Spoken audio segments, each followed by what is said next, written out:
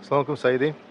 Walaikum salam wa rahmatullah. How do we stop ourselves from judging others? Forgive me for my ignorance. How do we stop ourselves from judging others? Yes, inshaAllah.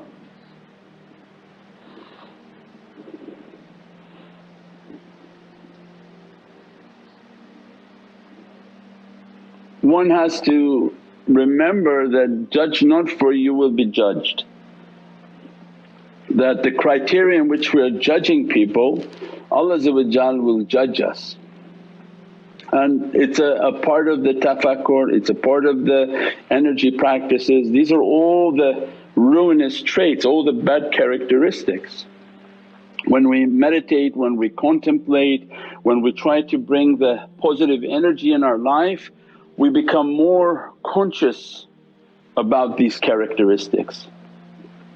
And that the concept of judging people and who's doing right and who's doing wrong, it becomes much stronger with your good practices. You'll become more aware of those types of characteristics in which to be more accepting of people. Because we judge them, we find them to be guilty, and then we place a verdict on people. And what makes the shaykhs and their teachings and their zawiyas different from other associations is because of the level of patience and tolerance they have. They try to be as patient as possible with people, knowing that they're all coming from different understandings, different backgrounds and different levels of their practices, and just tolerating and being patient and being patient until the student learns and that their characteristics to be sort of more perfected. It's important, and that's a part of the having sabr and all the practices. When we don't have that, then we just sort of render judgment on people, which is a popular attribute of the Wahhabi sect. Wahhabi sect, Deobandi sect, all of them are the same. All of them are of a nature that teach, and because they don't have tazkiyah and they don't have the way of perfection, they exhibit these ruinous traits. That's why their brand is dangerous, their ulama are dangerous because of these characteristics, right?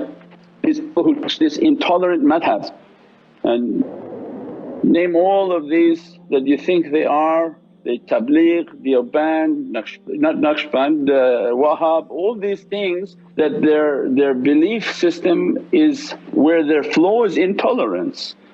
And that becomes a very dangerous flow. Because of their intolerance, then they find everything that these people are doing are wrong.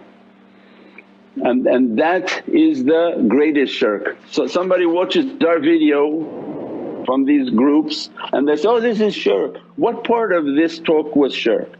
Just they learn these weird words and then they just judged everything, and that was the biggest shirk, was the judging of Allah's creation. Judging without knowing, without having read their articles, having gone to their websites. These other groups we know because in their website they curse everybody. They say everybody is a deviant, everybody has done this wrong, all of these things are shirk. They just have a system of judging. The danger for their students is they judge everything. Their students come to the website and say, everything is a shirk. What are you talking about? Where's the daleel of what you're talking about? Where's the whole sort of proof of all of these things? And they don't have it, they don't produce it. So that's the danger, is that if you go to a group that doesn't teach good manners, that be patient, be tolerant, perfect yourself, look at all of the inner shirk that you are doing, looking all the bad characteristics that you are doing, and we should only worry about ourselves and perfecting ourselves. Allah not going to ask us about these other groups and other people, He's going to ask us, what about your grave?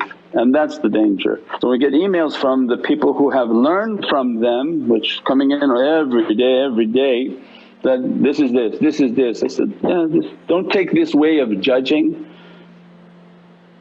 any of our teaching, but come and learn it, read it, understand it, You'll see in the article the Qur'an is there, Hadith is there, for everything that we're talking about there's a continuous reference to Qur'an, continuous reference to Hadith. So come empty and learn, because you sat with so many people who were judgmental and everything haram, everything is shirk, everything is forbidden, and that was the greatest shirk, was the judging of Allah's creation and having these bad manners and bad characteristics. We pray that Allah give us a good heart, good characteristics, filled with the love and muhabbat of the heavens, love and muhabbat of Sayyidina Muhammad of his beloved Ahlul Bayt and his beloved holy companions and awliyaullah fi samai wa fil ard. Bi hurmati Muhammad al-Mustafa wa bi siri Surat al-Fatiha.